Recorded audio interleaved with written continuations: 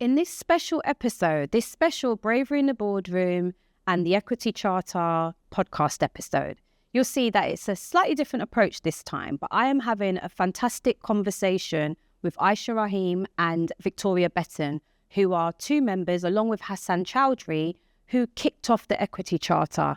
I don't want to say too much in this intro about the what, why and who, because they explain it all. The one thing I would say is wherever you see this video, you will see the links to be able to sign up to the Equity Charter as an individual or as an organisation. I will absolutely urge you to do that. But also in our conversation, Victoria and Ayesha speak about what more you can do to be involved, to understand what the Equity Charter is trying to drive. And also it really talks to something I mention about here on Bravery in the Boardroom all the time, building a movement to pull down systemic barriers and drive change. Take a listen to this and please do back and support the Equity Charter in any way that you can. Welcome to this very special episode of Bravery in the Boardroom and the Equity Charter. Gosh, it's taken us a few hits to get this done, but I'm very pleased to welcome Ayesha and Victoria from the Equity Charter team. So before I go any further, let's kick off with, I'll let you introduce yourselves as I ask you your first question. But Ayesha, can you kick us off with just briefly explaining what the Equity Charter is? Yeah, sure, of course. So my name is Ayesha Rahim. I am a psychiatrist. I work in the NHS, but I also work in digital transformation at a provider level and also in NHS England. So you asked me what the Equity Charter is. For me, really simply, this is a document that contains a set of principles of behaviour that relate to equity in the digital health world. And the idea is that this document is for individuals and organisations that work in any part of the field of digital health to sign up to. And so the organisations I'm thinking of are, for example, software suppliers. You might do consultancy in the digital health world. You might be an organisation that uses digital health products like a healthcare provider organisation. So that might include the NHS, but also other healthcare providers as well. So essentially, this is a document, this is a charter that sets out standards of behaviour, standards that we should hold ourselves and each other accountable to in the world of equity within that sphere. But I do want to make the point that actually it is a little bit more than that as well. It's actually two things, because we all know that charters, equity principles, they're 10 a penny. Everybody has some kind of statement, don't they, about equity in whatever field that they're working in these days. But for us, we wanted to get away from pretty words on a page in isolation. And so that's why the Equity Charter also contains a set of actions for each of the principles therein, so that you can, as an individual or organisation, put those principles into practice. Because this is hard sometimes, right? So we want to try and make it easy. We want to make this meaningful, and we wanted to create something specifically that wasn't just about words on a page, sitting in a policy in a drawer somewhere that gets forgotten about, but this is actually something that's live and living and that people do. In a nutshell. Thank you very much. And I really hear what you were connecting there about, as you said, it's not just the words on a page, but how does this come to life? So Victoria, just if we circle back almost a moment to say, why now? And how did this come about? Okay, thank you. So yes, I'm Victoria Betton. I'm a social worker by training. I worked in the third sector in the NHS for a very long time. I now work independently, and I specialise in sort of human factors and user-centred design and digital transformation. And I just want to give a shout out to Hassan Chaudhury as well. So Hassan is the third member of the Equity Charter team, but he can't be here today. But he's a really important piece of the jigsaw puzzle that is the three of us and our allies and supporters. So yeah, the Equity Charter came about, is it 6 months ago now, Ayesha? It was the last Rewired conference. So those of you that work in digital health will know that Rewired is a really big digital health conference, happens in the spring every year. And a Guardian article came out the night before Rewired, which was an article about the owner of one of the biggest digital health software companies in the UK, TPP. And the owner had been reported saying some really racist things about Diane Abbott. And then other things came to light afterwards about sort of misogynistic and racist behaviour and attitudes. And I think it's fair to say that Ayesha and I were absolutely beside ourselves. We were incandescent with rage. So we were messaging each other and we were like, listen, let's meet up. What can we do? We felt like we wanted to say something in the public sphere. And so we thought we'd write an open letter and as a way of putting our views out into the world, but also giving an opportunity for other people to sign up and sort of show their support as well. Because we want a digital health sector that is diverse, it's welcoming, people can thrive in it. We don't want one that's like sullied by racism and misogyny and, so that's how it came about. And Hassan joined us and he came up actually with the idea of an equity charter. So we were like, we want to make a statement. He's like, yes, but what can we do that's also about a forward look as well? So the why now is it very much came about in response to that quite shocking newspaper report. And I think it got us reflecting on how maybe equity isn't always as apparent or elevated in our sector as it might be, but how important it is. And so we thought this was a pivotal moment where we could maybe try and just shift the dial or nudge attitudes, or even just the extent to which equity is talked about, or anti-racism is talked about, or sexism is talked about in our industry. Thank you for that. And I've said it before, but I think actually there's a genuine thank you to the three of you as the founders of the Equity Charter, because it's very easy to speak about this is wrong, this is bad, as you said, this shouldn't happen, but to actually go, hold on a minute, what is it we can do that can really impact and, make long-lasting change and really drive equity across what is a massive and very high-profile industry as well. So I think, a thank you from me personally, because I know how brave you have to be to actually do that and to do it at Rewired. I know the profile of Rewired. So to actually make a stand, to make it so publicly and to do this just because. But Ayesha, let me ask you, I heard what Victoria said, but why did you get involved? Why did you want to get involved?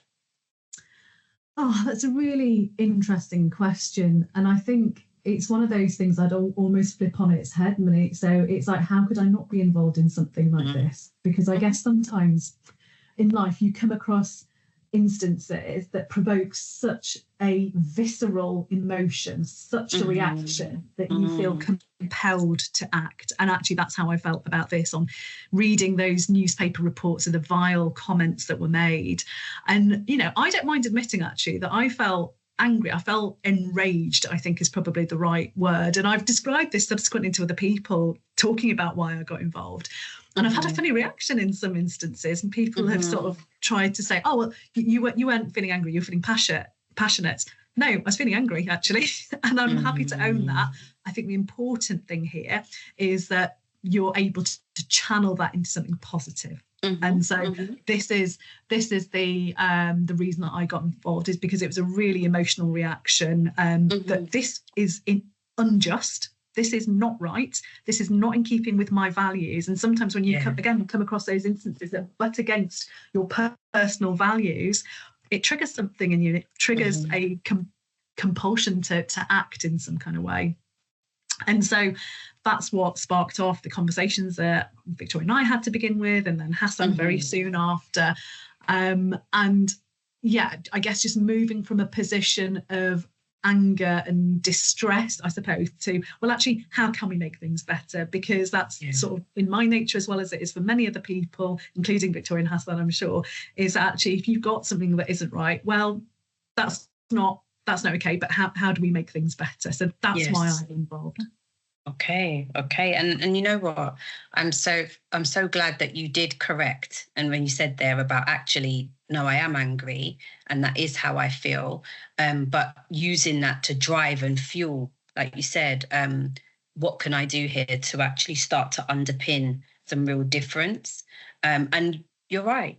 You know, what happened, you know, to Diane Abbott, if anyone can just look past that, you know, like you said, where do you really stand then on equity for all? If you can look past something like that, can happen to anyone. You know, the fact that she's high profile, yes, but actually that could happen to anyone. And that isn't something that we should look past. So what I really heard there is brave leadership in action, actually, you know, standing by your integrity. Exactly. And I think there's a power to that as well, because if you get too in your head, then you start to second guess yourself, well, what's the consequences? What happens if I put my head above the parapet? Yeah. But actually, there's almost like a purity of that initial reaction that is your North Star and guides you, well, actually, this isn't right, and actually something should be done. And yeah, it might have been a bit naive because I wasn't really thinking at that point, what might this mean for me as somebody working in digital health? I was fueled by, actually, this is a wrong that needs righting in some way or other. And we didn't really think about it that much, did we? We just sort of did it and then thought afterwards. So we sort of got caught up in the moment. So I don't think it wasn't like a pre-planned. It was a sort of a response and a reaction. But what you have seen, I mean, do let the listeners know how many organisations and individuals have signed up to the charter. So we keep getting more people signing up. So we got a big rush at the beginning, and now we're getting every day we're getting new people signing up. So we're well over 1,000 individuals. I haven't quite got up to date with the numbers, but it's well over 1,000. And then we have 60 plus organisations, and we've got new organisations joining all the time. And some of those are health tech companies, some of them are NHS trusts, some of them are ICBs, so integrated care boards, integrated care systems. And then we've got some national bodies, so NHS Confederation, NHS providers. So we were really delighted that those national bodies supported us. And we've had a lot of support from organisations such as the King's Fund as well, which we're really pleased about. So we got really, on bounce, we got some, I don't know what the fuss is about sort of responses, but for the most part, we've had really good engagement, particularly from some of the national bodies. And that tells you, doesn't it? So that your compulsion to act, Ayesha, right? And even though you said, you know, maybe it was a bit naive initially, actually, you know, this is the right thing to do when you see that groundswell of people signing up. And I know from, you know, having connected with you outside of this conversation as well, that it's not just about people sort of signing on the dotted line. As you were saying there, Victoria, a number of organisations and individuals really come into the fore to support, to get involved and to offer their time, expertise, space, whatever it is they can do to really help drive the movement. So absolutely, people, I think, seeing like maybe we wasn't sure what we can do, but when we've seen what you've done here, yes, this makes sense. So Ayesha, let me connect the dots on what I'm saying there, because you explained what the charter is, you explained why you've been involved with it. Talk to me about what you hope will be different if the charter is truly successful. Yeah, so I suppose the way that I'd conceptualise this is that when we talk about EDI, I think we talk about it as a noun. Whereas actually, if we do this right, it's a verb. This is what we do. This is active. This isn't just words on a page. It's not just signing a statement of good intent. This is about those principles actually influencing what we do, and it runs through everything that we do. So I guess if you are an organisation that is a software supplier, for example, then that permeates how you build, for example, your products, your platforms, your services. But if you're a healthcare organisation, if you're an NHS trust, for example, this is about thinking about equity, diversity and inclusion throughout all of your business. So it's really easy to think about EDI in terms of the clinical services that you provide, but actually your support services, you know, how does this figure in your recruitment processes? And for the purposes of the equity charter, how does this feed through into your digital directorates, your digital services? And ultimately, of course, there is a moral case for equity, diversity and inclusion. There's also a business case for what we're trying to do, because, the McKinsey research that's taken place over a number of years draws a correlation between the diversity of the workforce on your board and how profitable you are as a company. So, effectively what you're doing is you're broadening your talent pool. So you've got that diversity of ideas so you can meet the needs of a diverse population. Because ultimately, if we're talking about healthcare, if we're talking about equity in this domain through a digital lens, ultimately what we're talking about is producing products, platforms and services that work for a diverse community. So this is about patients and it's about staff experience. So it isn't just doing equity for equity's sake, although there is a moral argument for that too. And my favourite example of this coming to life is that when the Apple Watch first launched its health tracker, you could track your magnesium before you were able to track your menstrual cycle. And if you don't have women, crazy. Exactly, if you don't have women in those spaces, you're not going to think of that. Whereas actually that basic biological function is something that we take for granted as being important as women. Now, if you sort of expand that idea to having a diverse workforce that are working the digital sphere in terms of ethnicity, what does that mean for the things that you will design for patients of all ethnicities? Yeah. And you really bring it to life, isn't it? About that equity example you've given there, or that lack of equity, really bring that. I interviewed Gabby Otimo, and she coined a wonderful phrase that I've used many times, whose voice is in the room, whose lens are we looking through? These are some simple questions we can ask ourselves when thinking about equity and inclusion, right? And it really comes to mind when you just shared that, so thank you. So I know over the summer, I was privileged to attend your Equity Charter Summit that was held at the King's Fund. Victoria, can you tell us a little bit more about the summit, just to, briefly what it covered and kind of where things are now? Because it was an absolute, the energy in the room was first class. I'm not going to lie, we were really nervous, but you pulled it off. We were really delighted. So listen, we felt with the open letter and the signatories that we've talked about, we felt that gave us a mandate. We felt like there was enough interest and support for us to do the charter, and we didn't want to go away in a room by ourselves and try and create something. We wanted to engage a broader group of people. So we invited around 30 people to an afternoon workshop at the King's Fund. It was a really interesting mix of people from the digital world and people from the equality and diversity world who don't normally get to hang out together. So that was quite enjoyable in and of itself, and we got a lot of good feedback from those people getting to spend time with each other. So we did a bit of context setting, but the main body of the afternoon was a participatory workshop using open space methodology. And we had maybe around 15 rounds of conversations that were led by participants in the room.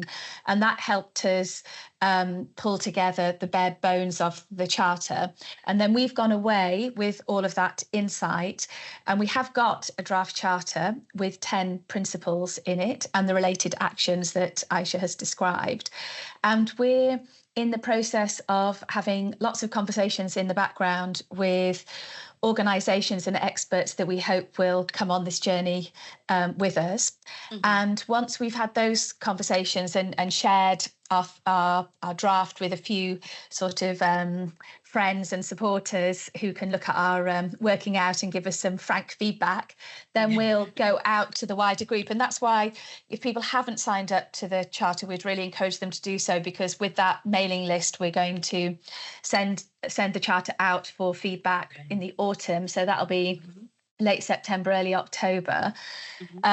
We'll get the feedback. We'll see what that tells us. It might be we need to go and do quite substantial reworking, or we might get the feedback that we're on the right tracks.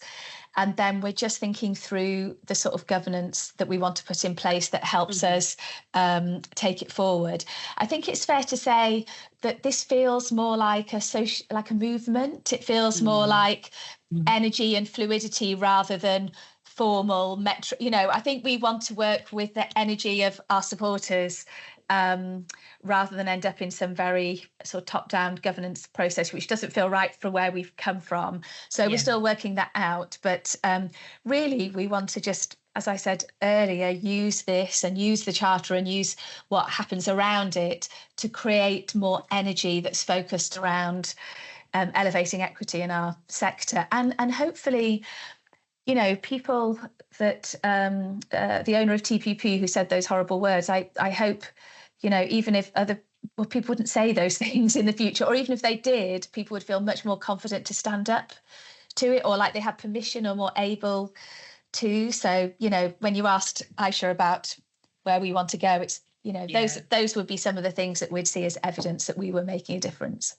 I think so, because I think it's sorry to interrupt. It's really easy.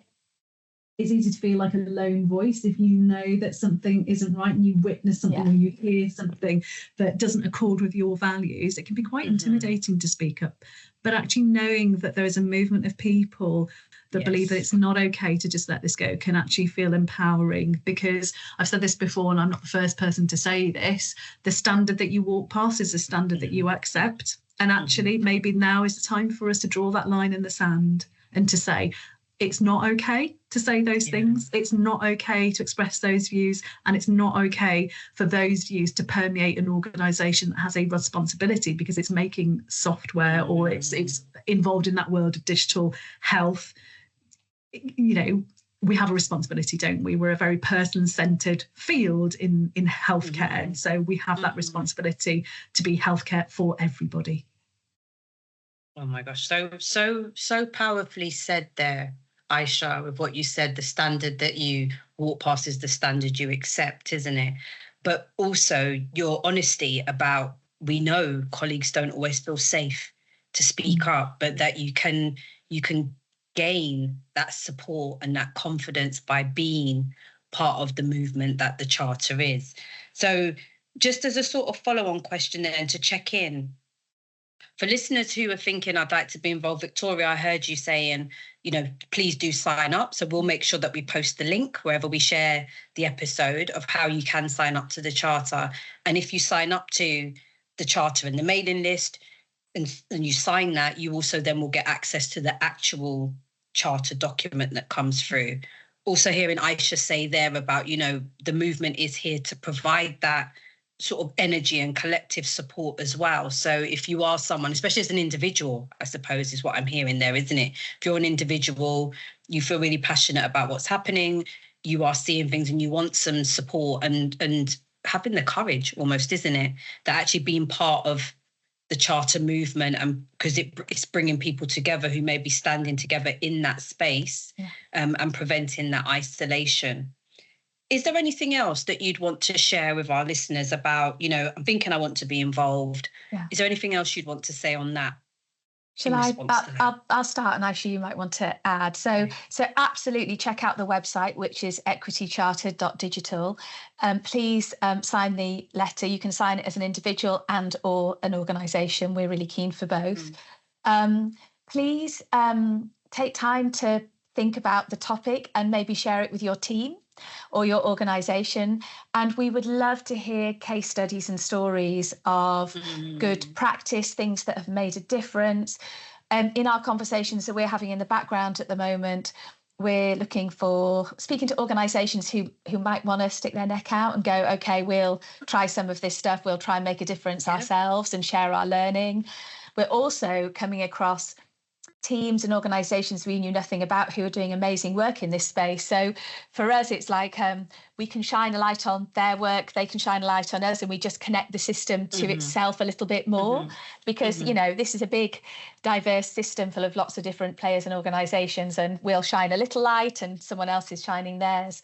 We'd love to hear from people, and our email's on the website if you'd either like to get involved, or you've done some good work, or you have some resources that you would recommend. We really welcome and open, and we're stronger together, aren't we? The more people we can bring together, the more people from varied backgrounds and experiences and expertise and organisations, the stronger and the more powerful we'll be. Oh, and by the way, we're going to have a stand at HET. So depending when this goes out, we would love people to come and see us at HET, and we're running a workshop there as well. Fantastic. And so just like you said, if we get this out in time, when is HET running? It's the 24th and 25th of September. So maybe or may not. So people may be looking for you, or they may remember when they're watching this that they saw you there, right? Exactly. Nicely put. Ayesha, is there anything you want to add in terms of... a couple of little things, actually. And actually, this is a really interesting point in itself. But we did have a Twitter account, or an X account, and we have made a conscious decision to step away from that platform because lots of people will be familiar with the, I suppose, the change that we've seen on that platform over the last few years with the owner, Elon Musk, at the helm, and the rise of quite...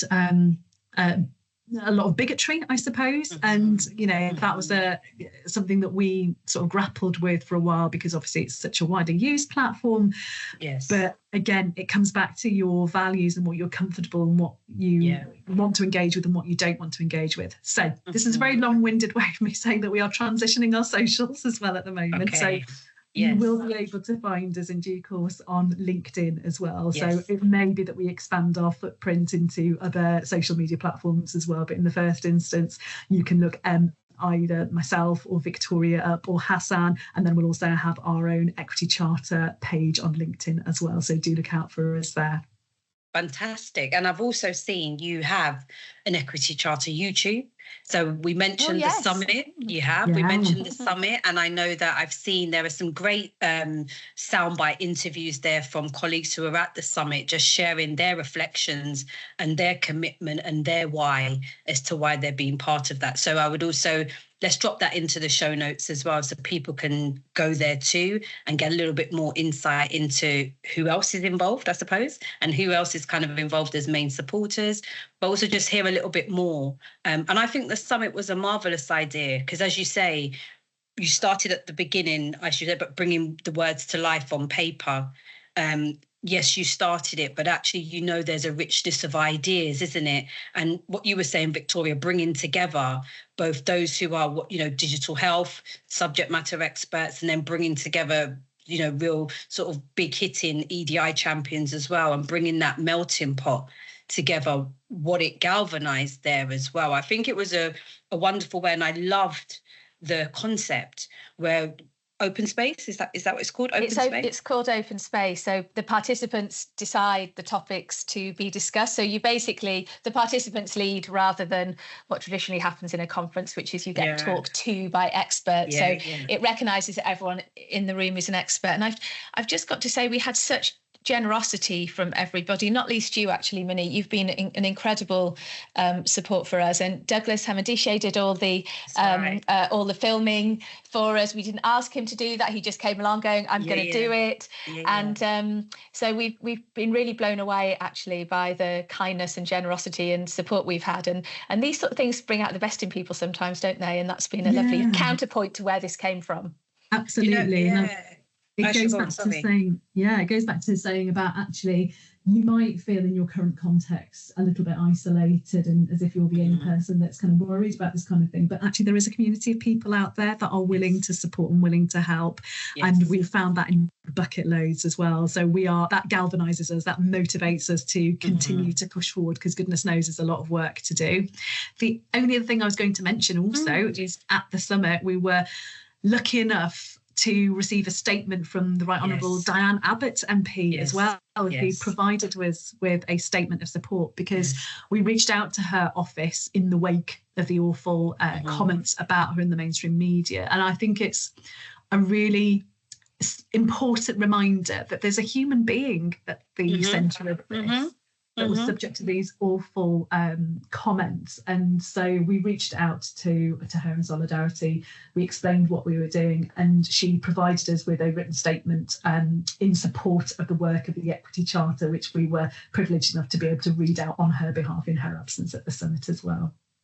And it was absolutely fantastic to hear that, and to have her back in, but also to what I felt from her statement was also her steely determination, really came through as well. So I think it energized the room, didn't it? In terms of, we know why we're here, we do fundamentally, but to hear you reading out her words and also her gratitude as well, isn't it, for something devastating that happened to me, actually, that what you're now doing with this. I think it was really, really powerful. Again, it's not a plug, genuinely. If people want, you can read the statement. I know that's available. And the recording of Ayesha reading the statement is also available too. So do take a look at that.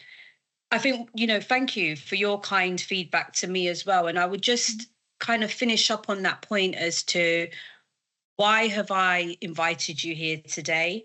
I'm a change agent, that's me inside. And I know that to really see what I would like to see in the future, as what you were describing before, Ayesha, about equity of voice and equity for all, regardless of your background, who you are, where you come from and what you're trying to do, that actually if you have a determination and a desire to achieve or to be, to work in a space or to be in a space or to live well, that shouldn't be different.